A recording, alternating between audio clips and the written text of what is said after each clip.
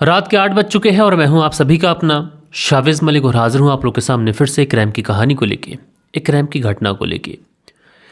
दोस्तों, आप लोग बखूबी जानते होंगे कि हमने आप लोग को जितनी भी क्राइम स्टोरीज सुनाई हैं, इन सारी ही क्राइम स्टोरीज में अलग अलग तरीके से रिश्ते कलंकित हुए हैं।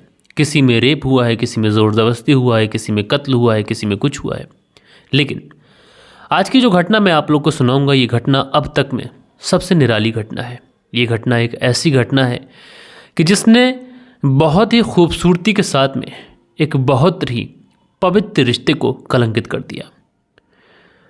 दोस्तों, उसके बाद में जब मामला कोर्ट में पहुंचा तो कोर्ट में वकील की तरफ से कहा गया कि इस पूरे मामले से किसी को भी कोई भी नुकसान नहीं पहुंचा है, ना समाज को कोई नुकसान पहुंचा है, ना इस रिश्ते को कोई नुकसान पहुंचा है।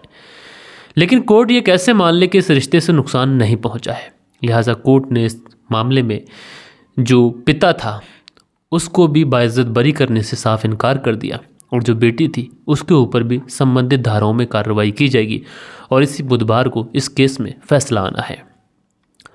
तो दोस्तों, ऐसा क्या हुआ था कि ये 26 साल की लड़की अपने 65 से 70 साल के पिता के साथ कोर्ट के कटघरे में खड़ी हुई है और पिता और बेटी दोनों को दोषी पाया गया है। अब इनको किस तरीके की सज़ा होगी ये तो आने वाला वक्त ही बताएगा। लेकिन इस कहानी को सिलसिलेवार तरीके से मैं आप लोग को सुनाऊंगा और ये कहानी आप लोगों को एक बड़ी सीख भी देगी। इस कहानी से आप लोग को बहुत कुछ चीज़ें ऐसी मिलेंगी जो आप लोग समझेंगे कि समाज में आखिर क्या कुछ चल रहा है।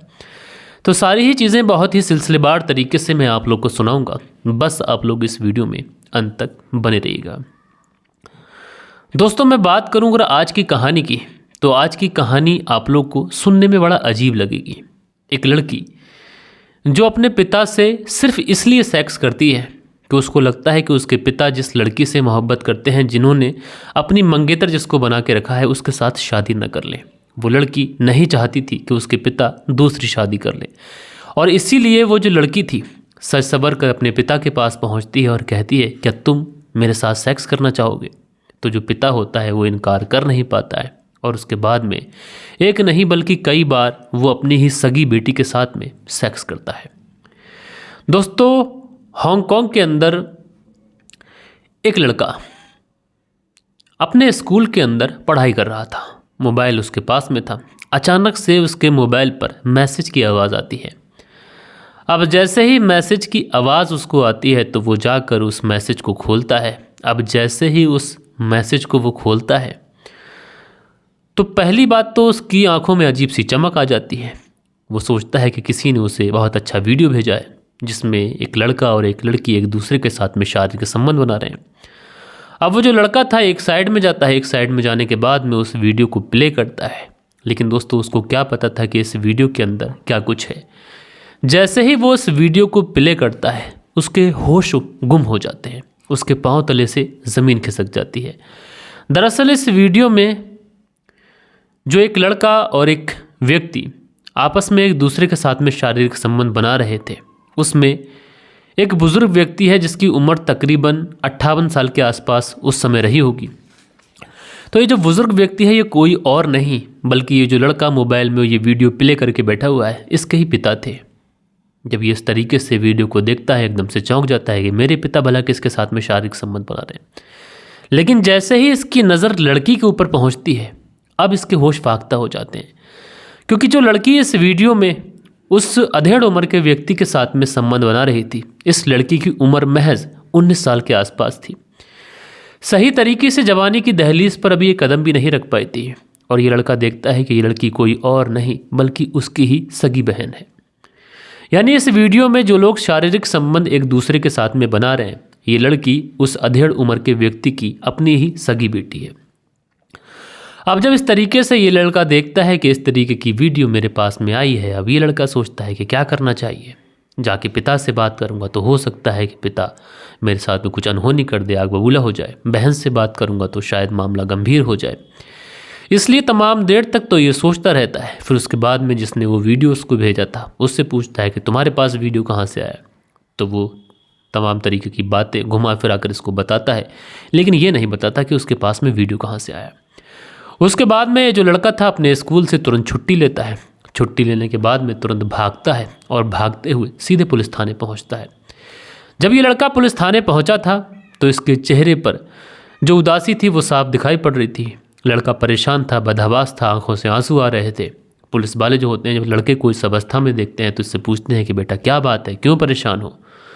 तो ये लड़का कहता है कि साहब जो कुछ मैं आप लोग को बताने जा रहा हूँ ये 100% सच है और आप इस मामले में कार्रवाई कीजिए।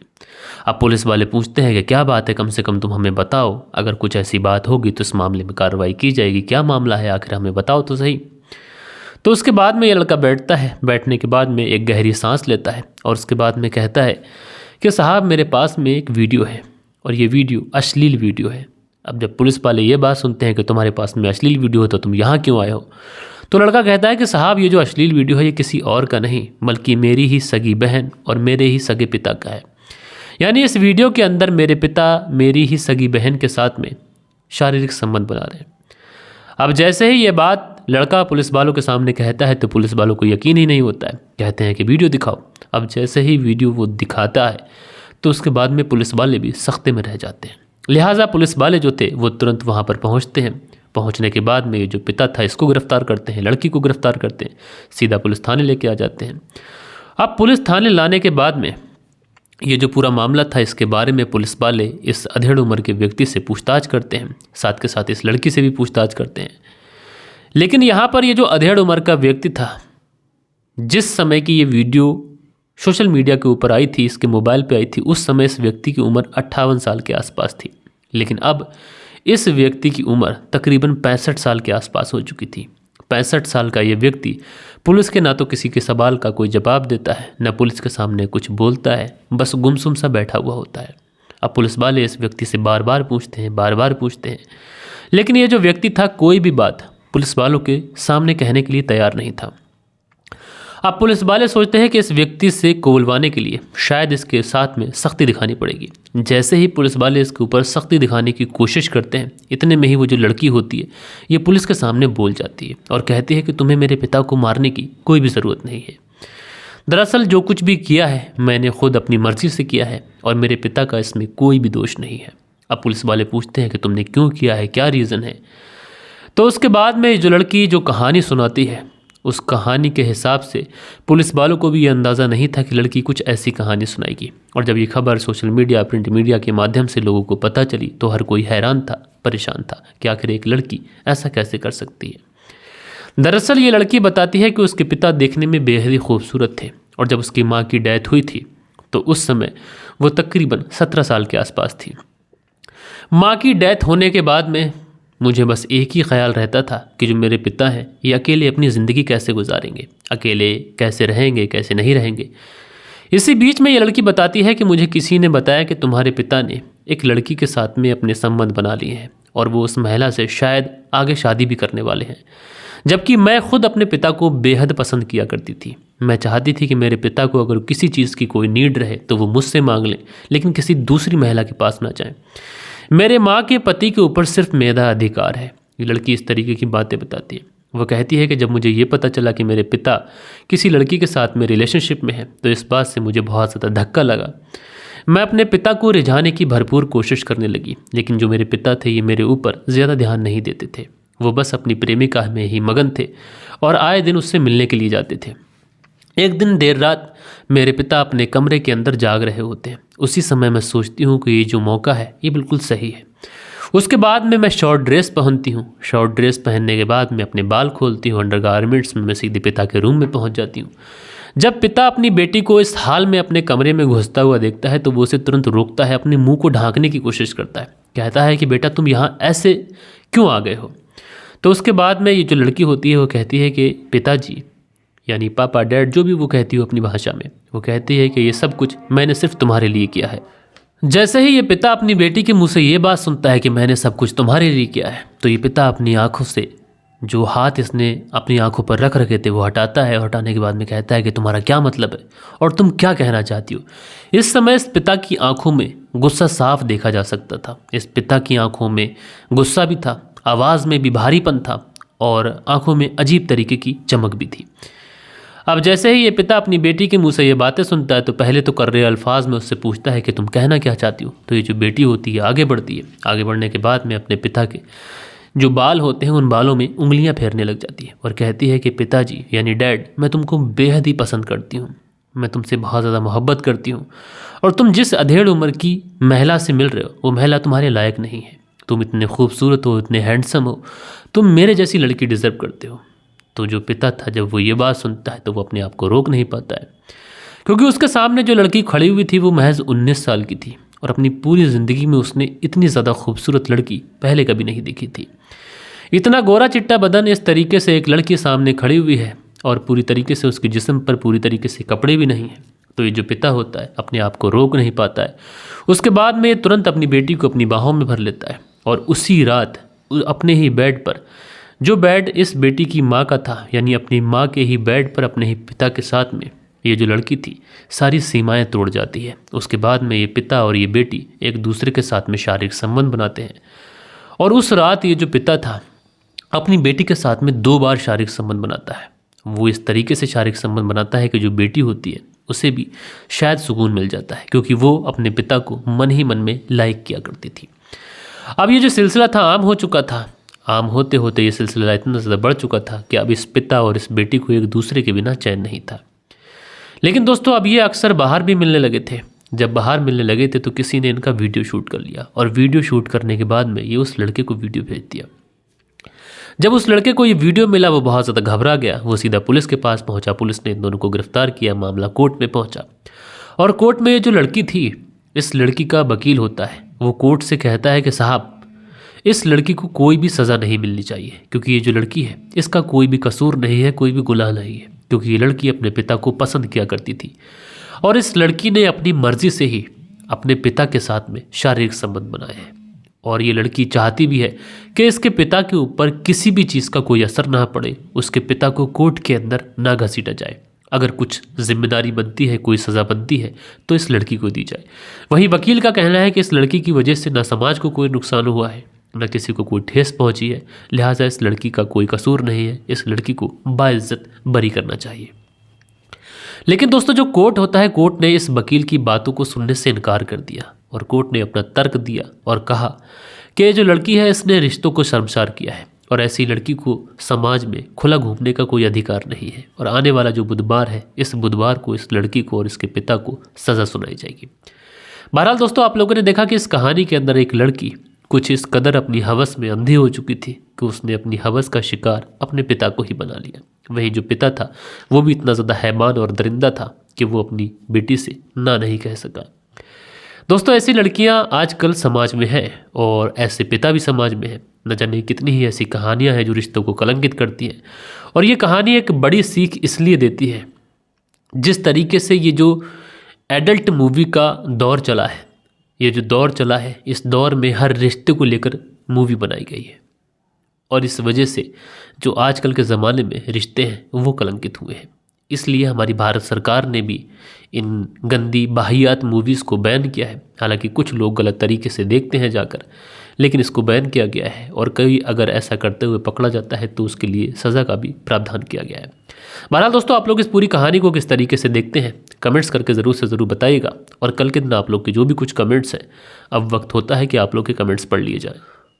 दोस्तों हमारे चैनल पर जो कल के दिन कमेंट्स आए थे इसमें जयप्रकाश सिंह हैं, लिखते हैं छोटे भैया आपको बहुत बड़ा नमस्कार, मैं आपका वीडियो बहुत देखता हूं, आप मेरा नाम भी ले लिया करें। मैं ज़िला में पुलिस देखता हूं, आपकी जो आवाज़ है ये बहुत अच्छी आती है, वीडियो भी बहुत अच्छी है, कमेंट्स में करता हूं, संस्कार कर दो, शेयर भी करता हूं और नमस्कार भाई साहब। तो जयप्रकाश सिंह जी आपका बहुत बहुत शुक्रिया कि आप हमारे वीडियोज़ को देखते हैं, लाइक करते हैं, शेयर करते हैं।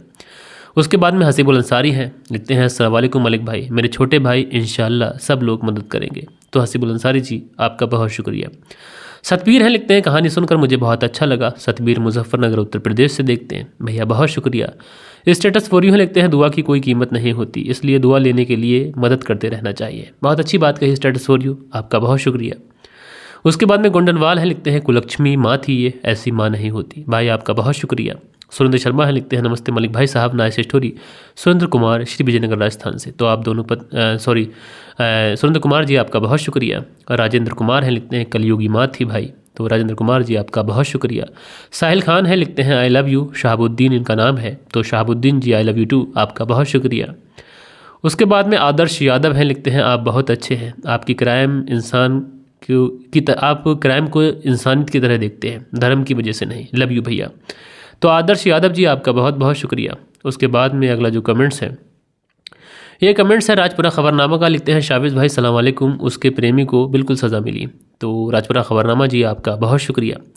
ज़िवैश अंसारी हैं, लिखते हैं शाबिज भाई अस्सलाम वालेकुम, भाई मैंने अपने सभी दोस्तों और रिलेटिव्स को आपकी वीडियो शेयर कर दी, मुझे भी जितना हुआ मैंने अपनी तरफ से आपकी मदद कर दी, अल्लाह जितनी जल्दी हो भाई को शिफा देगा। जिवेश अंसारी पीलीभीत से सुनते हैं। तो जिवेश अंसारी जी आपका बहुत बहुत शुक्रिया। उसके बाद में शरीफ मोहम्मद लिखते हैं sir when you will come live, बिल्कुल सही फैसला दिया है कोर्ट ने, ऐसी माँ को ऐसी ही सज़ा मिलनी चाहिए। तो शरीफ मोहम्मद जी आपका बहुत शुक्रिया। और लाइव के बारे में यह है कि जैसे ही महीने का एंड होगा तो लास्ट वाले दिन हम लाइव आएंगे। लईक अब्बास लिखते हैं मैं माँ तो माँ होती है, माँ के जैसा कोई नहीं होता। अस्सलाम वालेकुम शाबिज भाई, लईक अब्बास गुलिस्तानास बागपत यूपी से सुनते हैं। तो लईक अब्बास जी आपका बहुत शुक्रिया। सुल त्यागी हैं, दोनों पति पत्नी बुलंदशहर से कहानी सुनते हैं, भैया बहुत शुक्रिया। उसके बाद में गैरी मुहर करके आइडिया लिखते हैं आप स्टोरी बहुत ही ढंग से सुनाते हैं। मलिक साहब वेरी नाइस, वे रहम थे, उनको सज़ा ही मिलनी चाहिए थी और सही सज़ा उनको सुनाई गई, और भागना ही था तो बच्चे को घर पर छोड़ के जाती, उनके लिए दादा दादी या फिर उनको कोई पाल लेता, लेकिन जैसा इस माँ ने किया वैसा नहीं करना चाहिए था। तो गैरी मुहर जी आपका बहुत शुक्रिया। नक्षत्र सिंह लिखते हैं नमस्कार मलिक भाई साहब, ऐसी महिला को मन में डायन ही कहना चाहिए जो अपने बच्चों की कोख, बाकी 505 एपिसोड वाली बात है, मैं फेसबुक और कई ग्रुप में शेयर की है। बाकी उम्मीद है कि भाई सभी सहायता ज़रूर करेंगे, बाकी अल्लाह से अरदास करते हैं कि जल्दी जल्दी ठीक कर दें। तो नक्षत्र सिंह जी आपका बहुत बहुत शुक्रिया। नसीर अहमद हैं, लिखते हैं अस्सलाम वालेकुम शाबिज़ भाई, बंजारा हिल्स है उस एरिया का नाम, हैदराबाद की पॉश इलाके में आता है ये एरिया। जी भाई बिल्कुल सही कहा आपने, आपका शुक्रिया। सिराज आलम है, लिखते हैं भाई साहब डीपी में तस्वीर फूहड़ ना लगाओ। तो डीपी में कोई तस्वीर फूहड़ नहीं होती है, नॉर्मल सी तस्वीरें होती हैं। नसीर अहमद हैं, लिखते हैं बंजारा हिल नेम बाई मेहदी नवाज जंग, after he Banjara community its original resident. तो आपका शुक्रिया बताने के लिए। लईक अब्बास हैं, लिखते हैं वो माँ नहीं बल्कि डायन है, बहुत शुक्रिया। जयराज हैं, लिखते हैं कलयुग में ऐसी भी माँ होती हैं। तो जयराज जी आपका बहुत शुक्रिया। सो दोस्तों ये कुछ प्यारे प्यारे कमेंट्स थे जो कल के दिन आप लोगों ने किए थे। आशा करता हूँ कि आप लोगों ने ये कहानी सुनी होगी, कहानी आप लोगों को पसंद आई होगी। आप लोगों के जो कमेंट्स थे ये मैंने पढ़े तो आप लोगों को पढ़ने का अंदाज़ पसंद आया होगा। तो आप लोगों से इस वीडियो के अंत में मैं कहना चाहता हूँ कि जो लोग भी देश और दुनिया की खबर पसंद करते हैं, तो आज के दिन मैंने अपने चैनल पर कल के दिन कम्युनिटी पोस्ट किया था, तो उस चैनल को जाके सब्सक्राइब कर लीजिएगा। आप लोग को मिल जाएगा जो गाज़ा, फ़िलिस्तीन और मिडिल ईस्ट से जुड़ी हुई जो खबरें होती हैं ये मैं देता हूं, तो आप लोग जाके एक बार ज़रूर सब्सक्राइब कर लीजिएगा। और आप लोग बोलेंगे तो आज के इस वीडियो में कमेंट में मैं अपने उस वाले चैनल का लिंक पिन कर दूंगा, तो वहाँ से भी आप जाकर चैनल को ज़रूर सब्सक्राइब कर सकते हैं। मिलते हैं दोस्तों कल के दिन किसी और क्राइम स्टोरी के साथ में। जब तक के लिए अपना ख्याल रखें, देश का ख्याल रखें, परिवार के रिश्तों की अहमियत को समझें। जय हिंद, जय भारत।